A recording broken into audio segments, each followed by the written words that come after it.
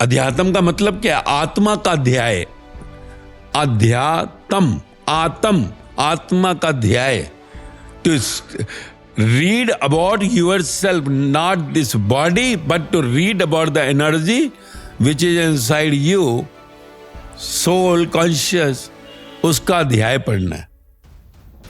और जब तू आत्मा का अध्याय पढ़ेगा तो तू देखेगा आत्मा मानव है, ह्यूमन है, और आत्मा का लक्षण है ह्यूमन। और जिसने आत्मा में अपना वास कर लिया वो ह्यूमन हो गया, परमात्मा हो गया।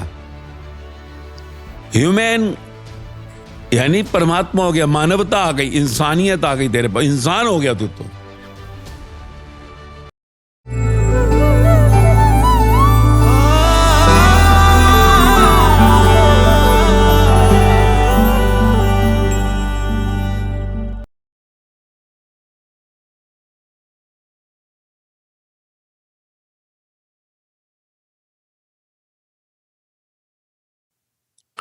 ज्ञान से मार्ग मिलता है, भक्ति से पूर्णता मिलती है।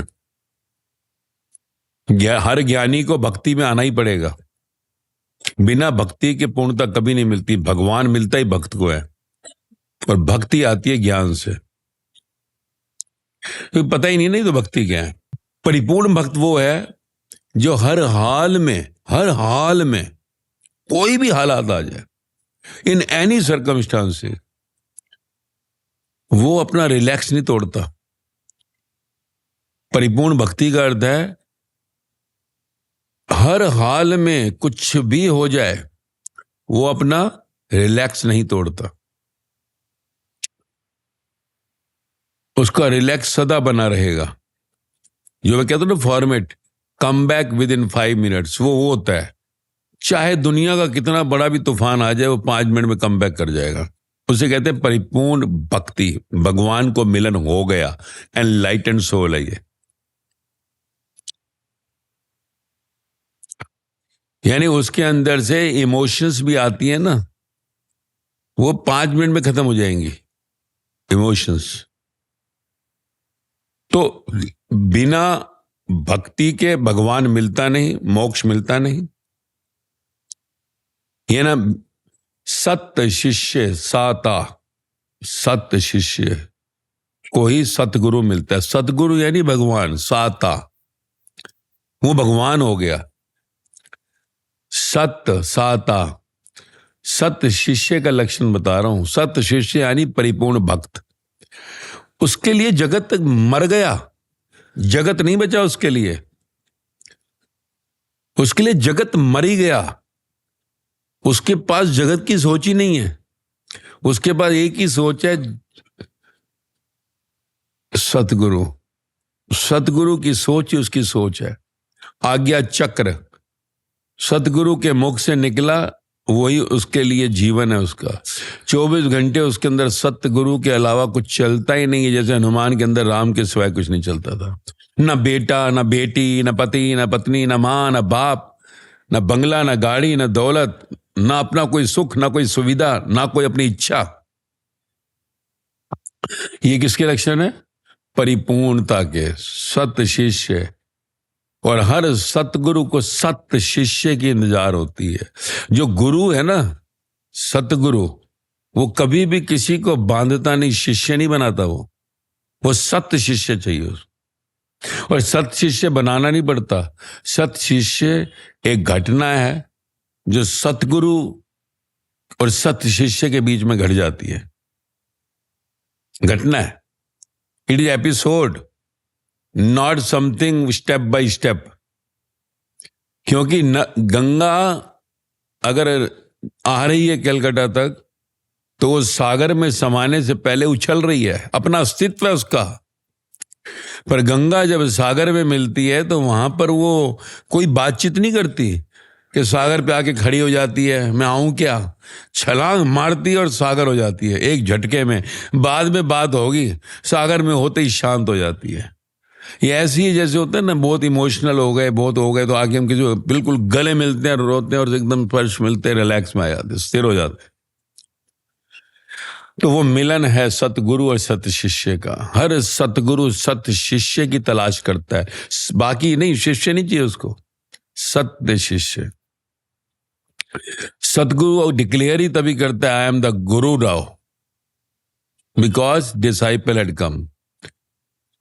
तो हर सतगुरु पूरी की पूरी संसार की उस भीड़ में से उनको गैदर करता है जिनमें सत्य शिष्य के लक्षण होते हैं। लक्षण मान लो 50-60% लक्षण है, 40 हैं, वो उनको सिलेक्ट करता है। सिलेक्ट इन द सेंस उन पर उसका चिंतन शुरू हो जाता है। चिंतन, गुरु के जब चिंतन में कोई आ जाता है तो उसकी जर्नी बढ़ने लगती है। गुरु का चिंतन, सत्य गुरु का चिंतन, ब्रह्मांड का चिंतन, प्रकृति का चिंतन है। और इसमें साकार और निराकार दो तरीके से गुरु काम करता है, यह भी ध्यान रखना। एक वो साकार सतगुरु के रूप में काम करता है जब कोई साकार सत्य शिष्य के लक्षण वाला सामने आता है। एक वो निराकार गुरु की तरह काम करता है, निराकार उन साकार के लिए, साकार शिष्यों के लिए निराकार प्रकृति बनकर, चेतन बनकर वो निराकार गुरु काम करता है। तो वो सतगुरु जो है उसका साकार और उसका एक निराकार स्वरूप जो है उन साकार शिष्यों को भी मिलता है जो उसे मिले ही नहीं है। सत्य शिष्य होना है, तुम्हारे हाव भाव, तुम्हारा देखने का ढंग, तुम्हारा बैठने का ढंग, तुम्हारी हर मुद्रा को जो है, जैसे तुम गुरु के आगे आते हो वो उसी टाइम कैच कर लेता है कि तुम्हारे अंदर क्या है, तुम्हारे अंदर आगे आने वाला भविष्य क्या है, फ्यूचर। वो भी एस्ट्रोलॉजर है, पर उसकी एस्ट्रोलॉजी माया के लिए नहीं चलती कि ये धनवान बनेगा या भिखारी बनेगा या इसके ये टॉपर बनेगा, यानी इज नॉट बॉदर्ड अबाउट कि तू भिखारी बनेगा या राजा बनेगा, तू ऑफिसर बनेगा या चपरासी बनेगा, तू माँ बनेगा या बाप बनेगा, वो इसके लिए लेना देना ही नहीं है। So he is the astrologer for your liberation, enlightenment, मुक्ति, मोक्ष। तो इसके लिए कि हर एक को मानव होना होगा धरती पर। जानवर की जून में, पंछी, कीड़े मकोड़े, पेड़ पहाड़ की जून में जो खड़े हैं, और जो धरती पे जितने मनुष्य हैं, एक ना एक दिन सबको मनुष्य की तरह मरना होगा। मनुष्य जन्म लिया पर मृत्यु और मनुष्य की तरह ना हुई तो जन्म फेल हो गया। ध्यान रखना, जन्म मनुष्य के रूप में हुआ, मृत्यु अगर मनुष्य के रूप में नहीं हुई तो तेरा जन्म फेल हो गया। तो सत्य शिष्य का अर्थ क्या होता है? जो पूर्ण मनुष्य हो गया, जैसा जन्म लिया था वैसा ही हो गया। इसलिए जीसस ने छोटे गोद के बच्चे की ओर इशारा किया। जब पूछा गया कि परम पिता के राज्य में कौन प्रवेश करेगा, कहते जब कोई ऐसे बच्चे जैसा हो जाएगा, जन्म वाला बच्चा, गोद में हुआ बच्चा। उनका यही अर्थ था कि जब कोई सत्य शिष्य हो जाएगा। सत्य शिष्य, सत्य शिष्य यानी उसकी सोच में सिवाय सत्य के कुछ भी नहीं चलता। वो माया में भी है पर माया में सत्य के हुक्म के सिवाय वो कुछ नहीं करता, उसके लिए जगत बना ही नहीं है। तो ये सत्य गुरु और सत्य शिष्य के बीच का मिलन, ये हर इंसान को, हर मनुष्य को मनुष्य की तरह मरना होगा। सत्य शिष्य कोई बड़ी सौगात नहीं, सत्य शिष्य यानी जो मनुष्य हो गया, ह्यूमन, जो ह्यूमन हो गया। अगर तुम किसी ज्ञानी पुरुष के पास जाओगे तो कहेगा नहीं तू ह्यूमन नहीं रहा, तू इनह्यूमन हो गया, इनह्यूमन हो गया। तेरे को अभी पहले ह्यूमन होना है कि तू जो है अभी इंसान नहीं है, तू पहले इंसान बन। मनुष्य नहीं है पहले तू मनुष्य बन। तू मानव नहीं है पहले मानव बन। मानवता तब आएगी। मानवता इज द क्वालिटी ऑफ ए मानव।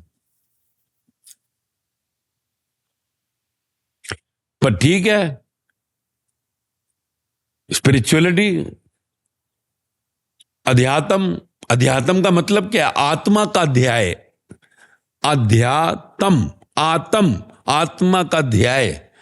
तो read about yourself, not this body, but to read about the energy which is inside you, soul, conscious, उसका अध्याय पढ़ना है। और जब तू आत्मा का अध्याय पढ़ेगा तो तू देखेगा आत्मा मानव है, ह्यूमन है, और आत्मा का लक्षण है ह्यूमन। और जिसने आत्मा में अपना वास कर लिया वो ह्यूमन हो गया, परमात्मा हो गया। ह्यूमन यानी परमात्मा हो गया, मानवता आ गई, इंसानियत आ गई तेरे पास, इंसान हो गया तू। तो इंसान को हमने एक जन्म लिया इंसान के तौर पर, एक इस संसार से यात्रा की, तो 40 साल, 50 साल, 60 साल, जो भी तूने की, 30 साल, और तू मरा तो ह्यूमन होके मरा। अगर तू मनुष्य की तरह मरा तो तू मुक्त हो गया। तो मनुष्य is not other than the सत शिष्य, ट्रू डिसाइपल। तो हर सतगुरु, सतगुरु यानी हर मनुष्य को, परिपूर्ण मनुष्य को एक मनुष्य की इंतजार होती है। तुम्हें हैरानी होगी, मनुष्य कोई है ही नहीं धरती के ऊपर होता जल्दी। जन्म सब मनुष्य की तरह लेते हैं, पर मरते सब जो है, कहते हैं ना, जानवर की मौत मरा। तो अब मनुष्य को अगर जानवर कह दिया जाए, ये इसलिए क्योंकि हमारे अंदर वो जानवर है, जानवर, एनिमल। तो वो जानवर जौन सा है, जो डार्विन ने प्रूव किया, थ्योरी ऑफ एवोल्यूशन, जो कहीं अंदर इंसान के 99% डीएनए जो जानवर का है। और यही कारण है हमने हनुमान जी को वानर रूप दिखाया। वानर रूप दिखाने का एक ही कारण था कि अंदर जो है वानर है। पर ज्ञान को पाकर कोई वानर जब इंसान बना, मनुष्य बना, तो उसने सतगुरु यानी परमात्मा को पा लिया। क्योंकि अब ये जो जानवर शरीर से मनुष्य बना और यात्रा कर कर राम को अंदर धारण कर कर आखिरी में मनुष्य ही हो गया, मन का ईश्वर मनुष्य। तो उसको हमने भक्त कह दिया, हनुमान जी भक्त हो गए। पर ये जो वानर स्वरूप बाहर दिखाया, ये हम सबके अंदर बैठा वानर दिखाया है। हनुमान जी का बाहरी रूप नहीं, वो हनुमान जी का आंतरिक रूप है। हनुमान कोई एक चेहरा नहीं है, हनुमान एक परिपूर्ण यात्रा है। हनुमान एक परिपूर्ण यात्रा है, जानवर से मनुष्य होने की। हर एक में वो वानर बैठा है। और विज्ञान ने देखो प्रूव कर दिया कि वानर से ही मिलता है 99%। तो हर एक में वो वानर बैठा है। जब कोई जन्म लेता है तो वो मनुष्य के रूप में जन्म लेता है, पर जैसे ही वो आगे बढ़ता है माया में, मैं मेरा करते, वो वानर का रूप ले लेता है। फुदकता रहता है, चंचलता रहती है, मन सदा चंचल रहता है। कैसे? कभी सुखी होना, कभी दुखी होना, कभी सम्मान महसूस करना, कभी अपमान महसूस करना, कभी प्रॉफिट हुआ खुश हो गया, कभी नुकसान हुआ दुखी हो गया, कभी जन्म हुआ तो नाचा, कभी मौत आई तो दुखी हुआ, बीमार हुआ तो दुखी हुआ। इसे कहते हैं मन की चंचलता। मन की चंचलता क्या है? जहां पर कि मन टिकता नहीं है, स्थिर नहीं होता, कि देखता है वो बाहर के खेल को, वो लाभ और हानि, मान और अपमान, जन्म और मृत्यु, सुख और दुख दोनों को समान देख लेता है, तो वो मनुष्य है। अब एक बच्चा जो है, उसके घर में चाहे बाप को नुकसान हो गया हो, अभी पैदा हुआ है, तो उसको फर्क पड़ रहा है? उसे 1000 गालियां कोई दे, उसे फर्क पड़ेगा? उसको नहीं फर्क पड़ रहा। तो जो मनुष्य है वो जन्म लिया उसने, पर जैसे जैसे बड़ा हुआ उसके अंदर का वानर बाहर हो गया। मनुष्य की देह होने के बावजूद भी वो बाहर से वानर हो गया। वही वानर स्वरूप हनुमान जी का दिखाया है। वो हनुमान भक्त भगवान जो थे वो मनुष्य थे हुए, पर हमने वानर का रूप दिखाया क्योंकि हम कहीं ना कहीं जान जाए, हनुमान जी कह रहे हैं भक्ति में, अगर तेरे अंदर हर पल तेरा सत्य, तेरा राम नहीं चलता, राम नाम सत्य है, तो सत्य यानी जो राम हो गया तेरा सतगुरु, तेरे जीवन में जो राम आए हनुमान जी के लिए, अर्जुन के लिए कृष्ण आए, अंगद के लिए गुरु नानक देव आए, जॉन मैथ्यू मार्क के लिए जीसस आए, सारीपुत्र मुगरान के लिए बुद्धा आए, गौतम के लिए महावीर आए, बहुत मीरा के लिए संत रविदास आए। तो कहने का यह अर्थ है, वो वानर का रूप इसलिए था कि देख तू बंदर हो गया बिल्कुल, ओए इंसान की तरह जन्म लिया, मेरे पास आया, देख तू वानर। वानर यानी जो सुखी दुखी होता है, वानर यानी जो अशांत शांत में फंसा रहता है, वानर का रूप, चंचल, कम बैक नहीं होता 5 मिनट में, यानी वानर है। अभी 5 मिनट में किसी भी परिस्थिति में अंदर की स्टेबिलिटी नहीं आ रही, अभी तू बंदर है, बंदर, वानर। तो ये स्वरूप है। और मनुष्य हो गया तो तू सत शिष्य हो गया, तू हनुमान हो गया। हनुमान एक परिपूर्ण भक्ति है। हनुमान जी ने दिखाया अंदर का वानर रूप जो तेरे अंदर है, ताकि तू खोपड़ी समझ सके कि वानर कभी एक डाल पर नहीं बैठता, कूदता रहता है, नकलची है, नकलची, कॉपियर। टोपी कहानी सुनी ना, कि टोपी वाला सोया था पेड़ पर, सारे बंदर थे, उन्होंने टोपियां लेके चले गए। अब टोपियां कैसे नीचे उतारे, तो किसी समझदार ने कहा टोपी अपने सिर से नीचे फेंक, वो भी फेंकेंगे। तो तू नकलची है। तो नकलची यानी वानर। अरे यार उसके साथ ऐसे कर रहे हैं, मेरे साथ ऐसे कर रहे हैं, उसको देखो। होता है ना संसार में, हम क्या करते हैं, अगर किसी के यहां जाते हैं कोई ट्रीट कम ज्यादा करे तो वानर। तो वानर का स्वभाव होता है नकल करना। आज संसार में तो सारी नकल ही तो करता है। माया का मतलब ये नकल। माया का मीनिंग क्या है? माया मीन जो नकल है, कॉपिंग। संसार में एक चीज आई, मोबाइल, सारे नकल मार रहे हैं। एक डॉक्टर बना, सारे डॉक्टर उन्हीं किताबों को पढ़ के नकल मार रहे हैं। एक जो है अगर इंजीनियर बना, सारे वही नकल मारे। एक चार्टर्ड अकाउंटेंट बना, वही नकल मारे जा रहे हैं। किसी ने किताब लिखी उसी को पढ़े जा रहे हैं, वही बैलेंस शीट, वही ट्रेडिंग अकाउंट। डॉक्टर वही का वही सेम पढ़ाई करे जा रहा है, नकल, कुछ उसका अपना नहीं है। तो ये माया का स्वभाव है। माया का मतलब नकल, भ्रम का मतलब नकल नहीं। तो धर्म के नाम पर भी तेरी नकल है। जन्म से तुझे तो धर्म मिला, तू सोचता है मैं हिंदू, मैं मुसलमान हूं, मैं सिख हूं, मैं ईसाई हूं, मैं जैन हूं, मैं बौद्ध हूं। जन्म से मिला धर्म उधार का धर्म है। जब तू जन्म लिया तो तू धार्मिक था, पर जैसे जैसे तेरे अंदर माया आई अंदर और तेरी चंचलता बढ़ी, तू अधार्मिक हो गया। जो अंदर से सम नहीं है, सुख दुख लाभ हानि मान अपमान जन्म मृत्यु में, वो अभी वानर कहलाता है। वो अपने धर्म से दूर हो गया, क्योंकि सब में एक ही आत्मा है। स्पिरिचुअलिटी यानी हर एक में एक स्पिरिट है, एक ही आत्मा है। तो जो अपने अंदर आत्मा में वास करता है वो अध्यात्म को उपलब्ध हुआ, वो मनुष्य हो गया। और मनुष्य यानी मन का ईश्वर हो गया। मन का ईश्वर यानी सुख दुख लाभ हानि मान अपमान जन्म मृत्यु, किसी भी खेल में वो स्थिर हो गया। उसको कोई फर्क नहीं पड़ता बाहर कुछ भी हो रहा हो, उसके जीवन में कुछ बचा ही नहीं। तो वो स्थिरता आ गई। स्थिर मन है ब्रह्म, अस्थिर मन है संसार। अस्थिर मन को हमने वानर का रूप दिखाया। तो इसलिए हनुमान जी को वानर मत समझियो। वानर रूप इसलिए रखा गया, जब तू जाए मंदिर, जब देखे तो तू देख कि तेरे अंदर अभी कोई बंदर के गुण तो नहीं है। पर हनुमान जी को परम पूज्य राम का ही रूप मानियो, क्योंकि भक्त भगवान में मिल गए। गंगा सागर में मिल गई, सागर हो गई। अब गंगा को गंगा मत मान लियो, जो नालों में भी मिल जाती है रास्ते में, पर फिर भी नालों को भी साथ ले चलती है। अगर रास्ते में वो भी गंगा में तब्दील हो जाते हैं तो वो भी सागर हो जाते हैं। तो देख संसार में उंगली मार डाकू और कितने कितने लोग जो है सत्य को उपलब्ध हो गए।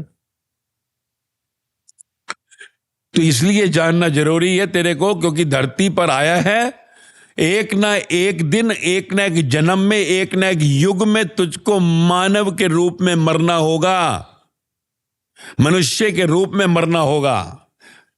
मनुष्य यानी मन का ईश्वर, यानी स्थिर मन। इसी को कृष्ण भगवान ने गीता में स्थिति प्रज्ञा कहा, जो मनुष्य के रूप में मरा हुआ स्थिति प्रज्ञा है। बुद्ध ने उसे निर्वाण कहा, महावीर ने कैवल्य कहा, गुरु नानक देव ने सचियार कहा, जीसस जिसको लिबरेशन या एनलाइटनमेंट कह रहे हैं। तो हर एक को मानव की तरह मरना होगा। और अगर अंदर अस्थिरता, इम्बैलेंस हो जाता है तो अभी तू वानर है, बंदर। और अगर वानर की तरह ही मृत्यु हुई अंत में, तो फिर तेरे को जन्म मरण में आना पड़ेगा। तो सतगुरु के पास सत शिष्य होने का एक सौभाग्य मिलता है। सतगुरु यानी जो तेरे को फिर से मानव बनाता है, मनुष्य बनाता है। तेरे अंदर जो राक्षस प्रवृत्ति आ गई है, जो तू अपने को कुछ मान बैठा है कि मैं हूं कुछ, मैं डॉक्टर, मैं इंजीनियर, मैं चार्टर्ड अकाउंटेंट, मैं ये मैं वो जो तेरे अंदर खून में चला गया मैं, उस मैं को फिल्टर करता है, निकालता है बाहर। और जब मैं निकलती है तो मेरा भी निकल जाता है। और जब मैं मेरा निकल गई तो फिर जिससे मिला उसी में समा जाता है। सत शिष्य सतगुरु में समा गया। साता यानी जो समा गया तत्व में, परमात्मा में, सच्चिदानंद में। और सत्य गुरु कभी भी किसी भी संसार के शिष्य को अपने में तभी मिलान करता है जब वो सत्य को उपलब्ध हो गया, यानी जब उसके अंदर सिवाय गुरु के कुछ भी नहीं चलता, nothing other than the master. In other words, उसके पास संसार पूरा पीछे छूट गया। जैसे गंगा सागर में मिलती है, सब कुछ छूट जाता है, सब कुछ छूट जाता है। इलाहाबाद भी छूट गया, हरिद्वार भी छूट गया, अपना स्वरूप भी छूट गया, अपनी मैं की मौत हो गई। गंगा की मैं की मौत अगर ना होती तो क्या वो सागर बन सकती थी? अगर गंगा ये कह देती कि मुझे मिटना नहीं है भाई, गंगा कह दी ना नाम है, पागल हूं, हजारों लाखों लोग मुझे प्रणाम कर रहे हैं हरिद्वार में, मेरे को संगम पर इलाहाबाद में लोग लाखों प्रणाम कर रहे हैं, और मैं नमक में मिलूं जाके, नमक में। तो ये प्रतीक है, सिंबॉलिक, कि वो कहती है देख भाई तेरे को कोई पूछेगा नहीं, अब तो कोई नहीं, कोई पता नहीं है, देख ले। सागर कहता है मुझसे मिलना है, तेरा अपमान होगा, अपमान। प्रणाम तुझे वही करेंगे जो साधक होंगे, जो साधक होंगे वो तुझे प्रणाम करेंगे। जो माया होगी वो तेरे से खेलेंगे जरूर, परंतु तेरे मुंह पर थूकेंगे। देख लो सागर की लहरों में संसार खेलता है, और पीछे पड़े सागर पर कभी कभी किसी की दृष्टि जाती है। शांत सागर के किनारे कोई नहीं जाएगा, जब लहरें उठती हैं तो दुनिया भागती है। इसलिए वो कह देते हैं कि इस संसार की लहरों में ये मत सोचियो कि तेरे को पूजने वाला कोई मिलेगा। कोई विरले होंगे, विरले, जो तुझे पूजेंगे, तुझे भगवान मानेंगे। इसलिए बुद्ध, महावीर, जीसस, मोहम्मद, कबीर, फरीद, गुरु नानक देव, राम परमहंस, साईं बाबा, मीराबाई, सहजो, लल्ला, लाओजे, सुकरात, इनको मानने वाले भगवान कितने कम लोग थे। नाम कितने उंगलियों पे, टिप्स पे हैं। उनको चाहने वाले हजारों लाखों थे, पर मानने वाले भगवान सिर्फ चंद थे। तो ये जीवन का रहस्य है, जिसको जब कोई समझ जाता है, जो जर्नी में आगे बढ़ता है, सतगुरु से मिलकर एक होना चाहता है, तो वो फिर इस पर गहरे डूबता है वचनों पर। जिन खोजा तिन पाइयां गहरे पानी पेट, वो गहरे खोजता है, और फिर एक दिन उस कोहिनूर को पा लेता है, उस सत्य को पा लेता है और मुक्त हो जाता है। तो इसलिए सतगुरु और सत्य शिष्य के बीच का संबंध जन्मों का संबंध है। एक न एक जन्म में तेरे को सत्य को पाना होगा। सत्य यानी मनुष्य होना होगा। कबीर इसके बड़े प्यार से कह रहे हैं, ज्यों की त्यों झीनी रे चदरिया। वो अपने शरीर की बात कर रहे हैं, अपनी आत्मा की बात कर रहे हैं कि जैसे दिया था प्रभु वैसे ही लौटा रहा हूं।